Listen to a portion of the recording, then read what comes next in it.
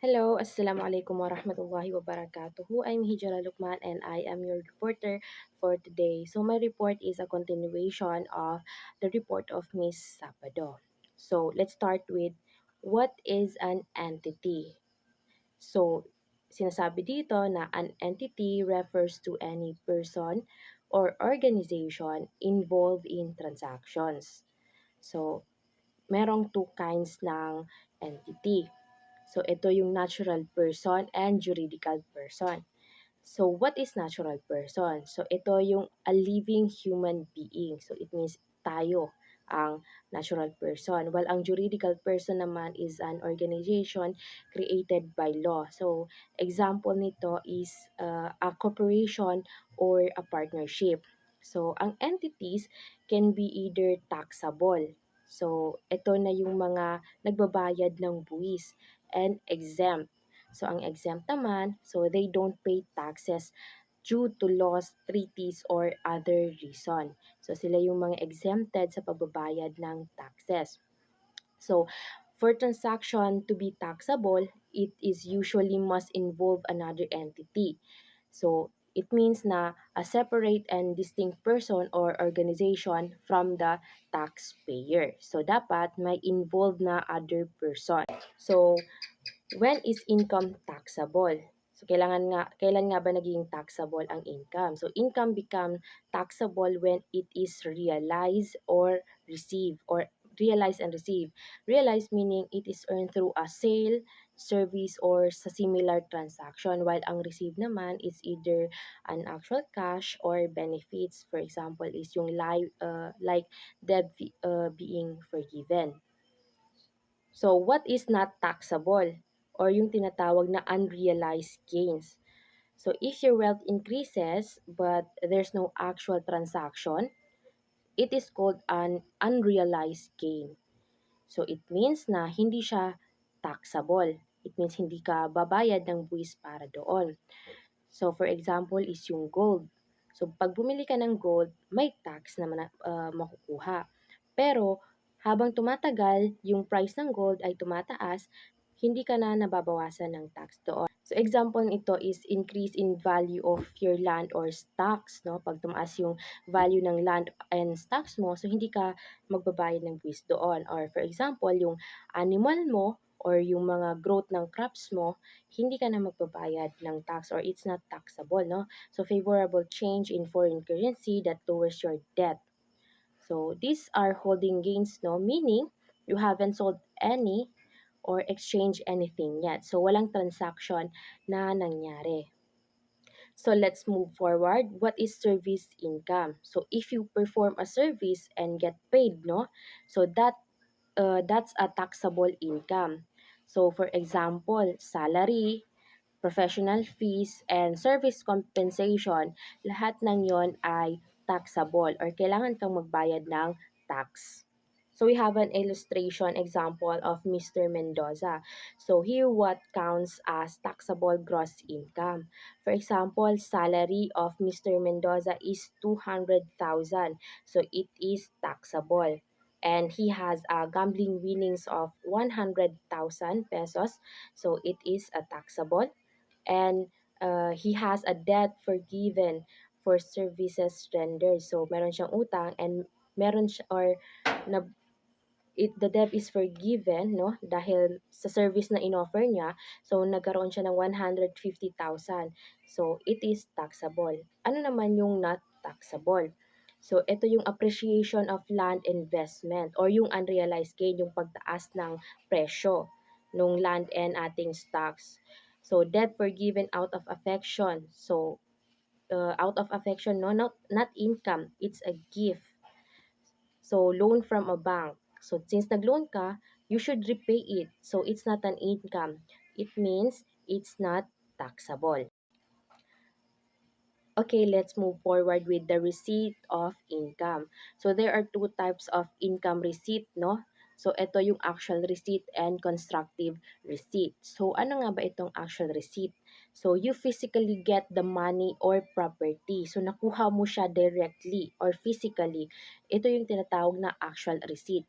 While ang constructive receipt naman, so you haven't physically received it, pero is already available to you or nagkakaroon ka or nakakakuha ka na ng benefits dito. So we have an example of constructive receipt. For example, a client deposit your fee in your bank account. So uh, the client deposit your fee in your bank account, you didn't receive it physically, pero it's in your bank account and you can get benefits through it. Another example is your debt is canceled in exchange for your services, no? So na-cancel yung utang mo dahil sa services na binigay mo doon sa pinagkakautangan mo. And for example, another example is your business partner shares profit with you even not yet withdrawn. So, binigyan ka niya ng profit or share ng partner mo. So, hindi po pa siya na-withdraw. No? So, let's move forward with the inflow without benefit. Ano nga ba ito? So, if you receive something that doesn't make you richer, it's not taxable. So, it means pag naka-receive ka ng something na hindi ka naman yayaman dahil doon, hindi siya considered as taxable. So, for example, borrowing money, pag-utang. So, syempre, hindi ka naman yayaman sa pag-utang kasi kailangan mo ring bayaran yon. So, it means it's not taxable. Another example is holding property in trust or may ipinagkatiwala sa iyo na property. So, syempre, hindi mo siya pagmamayari. It means hindi ka liable para mag-pay ng tax. So let's move forward with the tax-exempt income. So ano nga ba ito? So certain income are not taxed by law. So including dito yung SSS, GSIS, Pag-ibig, PhilHealth benefits, and income of educational institutions, government entities, and international organization. Kasali na rin dito yung mga salaries, no, na may minimum wage earners, salaries of minimum wage earners, at saka yung income of micro businesses. Yung micro businesses, ito na yung mga businesses na maliliit lamang. So, they are not liable to pay taxes. Like, for example, yung mga sari-sari store, yung mga street vendor, so they are not liable to pay taxes since they are micro businesses. So let's move forward with the types of individual taxpayers. So tax laws classify individuals as number one is yung citizen. So there are two types of citizen. Ito yung resident citizen and non-resident citizen. So ang resident citizen is ito yung mga tao na nakatira sa Philippines, born Filipino and dito nakatira sa Philippines kagaya natin. And non-resident citizen, ito yung mga Filipino citizen na nakatira sa abroad permanently or for most of the year. So, ilang taon na sila sa ibang bansa. So, they are called non-resident. So, number two is ang aliens. So, hindi natin sinasabi dito na aliens na nanggaling sa ibang planeta. So, ang aliens na tinutukoy natin dito is yung mga foreigners. Yung mga foreigners, sila ay mga aliens kung i-consider. So, there are two type of aliens. So, meron tayong resident alien and non-resident alien. Si resident alien, sila yung mga foreigners na nakatira dito sa Philippines for a long time. It means for more than a year. And si non-resident alien naman, ito yung mga foreigner na nagsistay here in the Philippines for a shorter time. So, it's either engage in business. So, ito yung mga nagsistay for over 180 days and not engage in business. Ito yung mga foreigners na nagsistay here in the Philippines under 180 days. So number three is yung estates and trust. So tax separately from individuals. So it is taxed separately from individuals, no? So let's move forward. So how to classify residency? Paano natin maka-classify yung residency ng isang individual?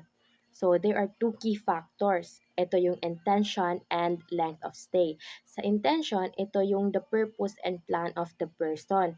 For example, is living abroad permanently. So it is equivalent of non-resident. So sa length of stay naman, ito na yung number of days spent in or out of the Philippines. So, example, so if you stay abroad for over 180 days, so you are a non-resident citizen. So it means pag lumampas ka ng 180 days abroad, so you are considered a non-resident citizen already. And if an alien stays in the Philippines over 1 year, so they are resident alien. So nagiging resident alien sila pag lumampas na ng 1 year yung pagsistay nila sa Philippines. And if they stay naman 180 to 365 days here in the Philippines, they're a non-resident alien engaged in business. So if under 180 days naman yung pagstay ng foreigners dito sa Philippines, they are a non-resident alien not engaged in business. So that's all. Thank you so much for listening and wassalamu